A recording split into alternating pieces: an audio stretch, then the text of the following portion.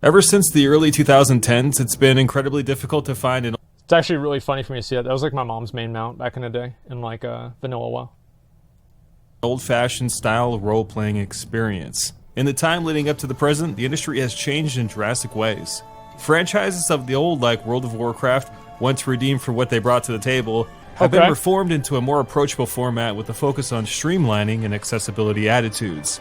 Everything from leveling, itemization, catch-up features, difficulty, an in-game store, among others, are now drifting towards the mainstream attitude of making sure nobody misses out on anything just because. But it's not just the MMO market. Most franchises have seen a huge overhaul to their formulas, from JRPGs to action games to shooters like Battlefield. The pace of today's games is often so breakneck as we live in an I want it all right now culture, gimme, gimme, gimme. Today's young audience of gamers wants everything for the smallest amount of time spent to get it. Whether it's throwing players into the action faster, just look at the evolution of the Battle Royale formula, decreasing the demands of player skill, time, and investments, or showering us with shiny things. I don't know about decreasing skill. Like, that part I really don't agree with, because there's a lot of people that play BRs that are very good at the game, right? I don't think that's the case at all.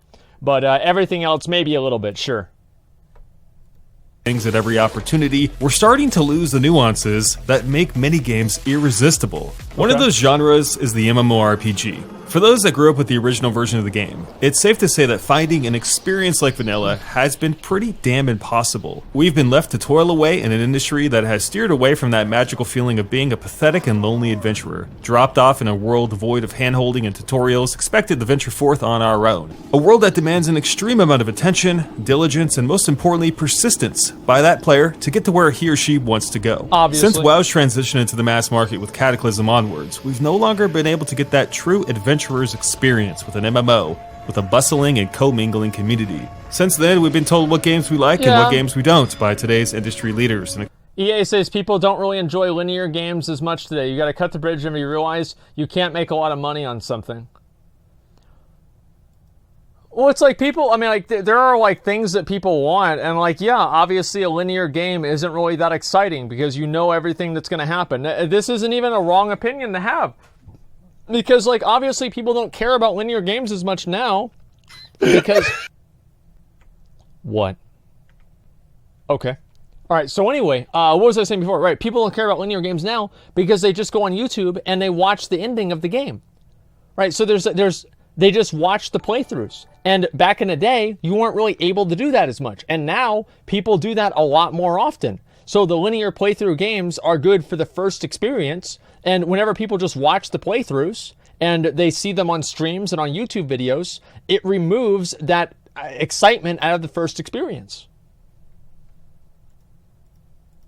What, is that a wrong opinion? Like...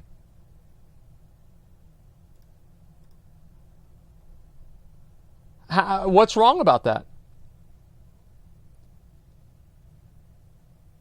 I'm confused. What are you guys, fucking retarded? Like, so, if people play through the linear story-based games to know what's going to happen at the end of the linear story-based games, right? And to play through and have the experience of going through the game. Whenever you have something that gives you that experience, even if it's from a third party, it diminishes the experience that you would potentially have. So that way, the fulfillment that you get from doing it yourself is less. I'm not saying that nobody cares about them, but it is minimized. Like, it just makes sense. Just because you watch a playthrough doesn't mean you don't buy the game. No, but now that you can watch a playthrough, there are more people that watch a playthrough instead of buying the game. Like, I mean, really, have you guys never watched a playthrough of a game instead of playing it yourself? Has nobody ever done that?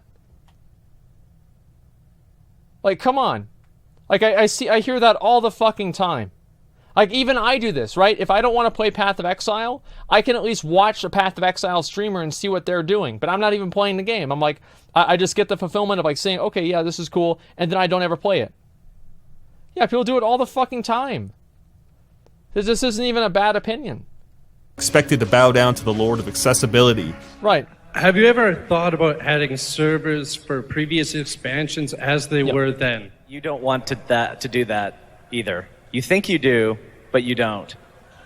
remember when you had to like spam cities and say need a tank, need a tank, need a tank during the Burning Crusade days? You don't remember that because now you just push a button that says go to the dungeon. We've been encouraged to play games that are designed from the ground up to be enjoyed by everybody, but perhaps not craved by anyone. This has shaped the industry we now know today, where we have to fill out petitions online to show these ignorant clowns that there's a space in today's video game economy for all types of experiences, not just the ones that cater to the 6-second attention span of a teenage boy. That's about right. In the last 15 years, we've seen huge changes to the ecosystem of the video game industry, and those have reached far beyond just how MMOs are made.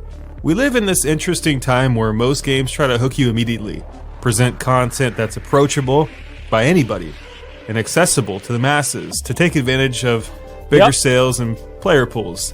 This widening of the belt, so to speak, was pursued by game companies to survive as game counts and in turn competition have risen through the years. Right, of course. The industry has seen a great avalanche of titles come into the scene since 2005 at a rate faster than ever before. We're not in Kansas anymore. This isn't the 32-bit era. That game. Games have... It was on like Nintendo 64. Damn, I played that. Was that Jet Force Gemini or something, right? Yeah. That shit was fun. To compete with thousands of other games on a daily basis in order to survive. And with so many other titles vying for the attention, money, and retention of players, we've seen a lot of dilution to the core game philosophies of the past. Okay. Accessibility, convenience, ease of access, approachability, quick progression, player navigation tools, automatic tracking, etc. I can go on for days. These are some of the front runners in a long list of changes to how games have been made that have slowly transformed the blueprint for the modern video game. Bad. It's safe to say that for the most part, gaming isn't what it used to be, which isn't to say that current games are bad, but they hardly encapsulate what generational WoW players have come to love about the original World of Warcraft vanilla experience. They are bad. You know how I know they're bad? Is because every single time that a new game comes out, it's popular for like a microsecond, and then nobody cares about it anymore. Like, there are obviously exceptions, right, that do have like lasting staying power.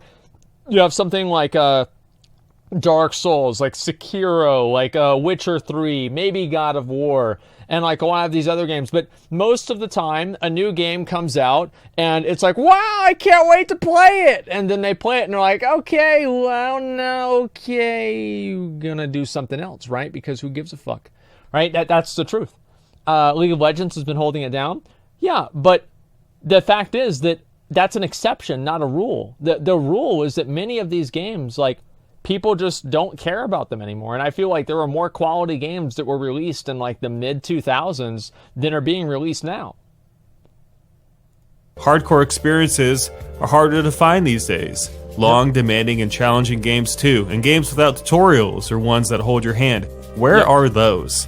As an original vanilla player, I can tell you firsthand that none of the RPGs, MMOs, or games, period, I've played in the last 15 years have ever come close to that experience. Leveling is grueling. It takes forever.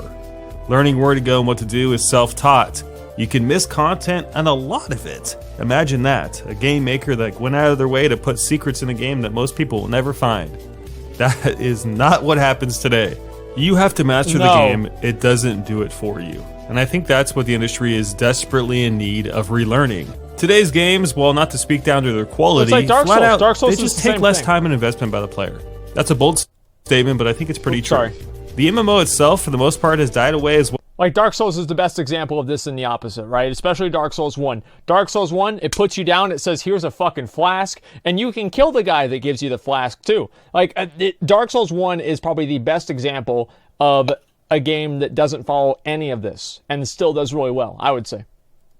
Well, it's been replaced by a streamlined version of the game, which is completely different in every way. It's more reminiscent of where the AAA modern gaming space is going with all of its accessibility features, and how the game has been trimmed down to appeal to anyone from the ages of 4 to 95. Is it a worse experience than vanilla? No, it's different, and that's the point. The industry has lost touch with how games used to be developed. Games that were challenging, but incredibly rewarding because of how much investment was required by the player. And I think as time goes on, some of those players are going to want those experiences, so we should offer them in industry.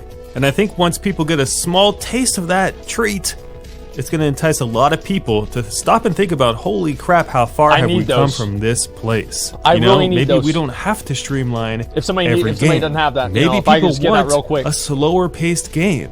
Maybe people want to interact with each other and have a semblance of community and world building through those interactions. Maybe that actually makes a better game. Yep. I don't find this stuff in modern games. Obviously, not every game today needs to be built with these things in mind, but I think they're at least merited to be brought up in a discussion when you design a new video game. Do we have to hold the hand of the player at every opportunity? Do we have to have a mini-map compass? Do we have to show objectives on maps? Do we have to make it so approachable and accessible by showering the player with rewards and progressions at rapid-fire rates, all the while removing any decision-making required by the player? Look, I'm not trying to badger on the state of modern gaming. I just think that's... Why not? Like, that's true. You just, everything, like, you can never do anything wrong. It's like, as I said, Dark Souls, like, if you accidentally kill the NPC, it's like, hey, shouldn't have done that. You know, like, yeah, maybe they could have a save point that you could go back to. But overall, I mean, there's nothing that you can ever do wrong. Like, you can't throw away the important items. You can't do anything wrong in games anymore. There's basically a win condition and a not win condition.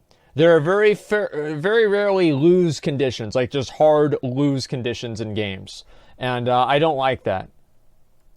It's important to at least see where World of Warcraft Vanilla came from, see what was so compelling and good about it, and see why it has gone away through time, and ultimately finding some sort of appreciation for it. It's difficult to find experiences like Vanilla in 2019, and when you find them, you find out they're not really the same. It seems no matter where you turn, the industry is steering towards lightning-fast gameplay, hyper-progression, and the all-you-can-eat buffet of accessibility. These things are built into our games everywhere we look.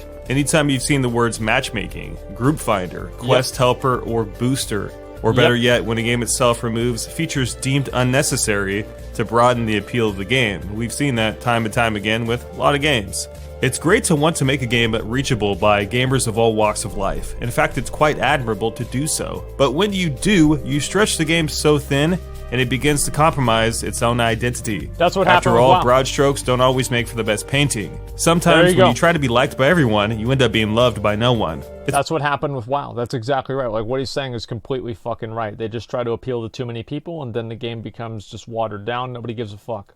With increasing frequency that I feel the industry is dead set on steering for this place, and I'm glad Classic is about to be unleashed. If not for the fact that it validates our ability to bring about change, then what it will do to bring insight to the industry. It's a relic from the past that will show a great deal of players that perhaps this industry has gone down some wrong roads lately.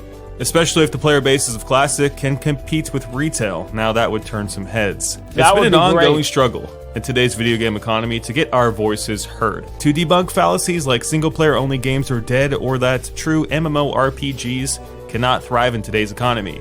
The mega corporations of the industry sometimes feel like they don't even need to ask, or worse, decide for themselves what we want and how we want it. And with the bottom line trembling beneath their fingers and the people in command knowing more business than gaming usually, it's no surprise that we've gotten to the place we have today in the industry. The growing competition surrounding all game makers has put an immense pressure on them to seek the best avenues for making money so that they may continue doing business. World of Warcraft Classic is very important for gaming because it will hopefully light a spark that shows them that perhaps they should think twice about throwing away some of the great features that Vanilla WoW holds very dear to its heart. Features that have been absolutely lost to time. And if you look at the state of the overall economy, not everyone is happy with where we've ended up and what we've lost in the process. Game economy, that is. So there's a lot of people that are not, obviously.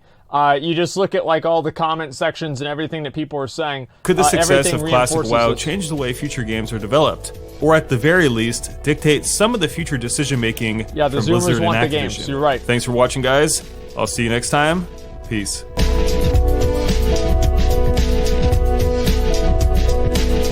Should EA pull the plug on Anthem? What, is Anthem not doing well? I haven't paid attention. They don't make great games. They want to make money. Yeah, exactly. Like, no, you're right. That's all it is. They just want to make money. Like, that's the main priority for games. And, like, I understand that, like, it's a company. Yeah.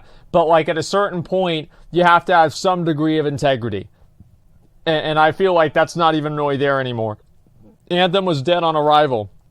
Well, the funny thing is, remember like last year whenever I watched E3 with you guys and they announced Anthem and they were acting like this was going to be like Halo on steroids and it was going to be like this amazing fucking game. I think even like the CEO announced it and it turned out to be fucking garbage. Like, why was it garbage? I don't even know because I didn't play it. But I'm assuming that it's probably just another bullshit game. It's going to be just like Destiny, just like every other fucking game. People they just bring out the same shit over and over and over, and that's all there is to it. And I'm sorry, but there it is, Fallout 76. What about Fallout? Oh yeah, the people still haven't gotten their bags from Fallout 76. I totally forgot about that. Yeah, at least Fallout 76 has improved. Maybe it has, I don't know.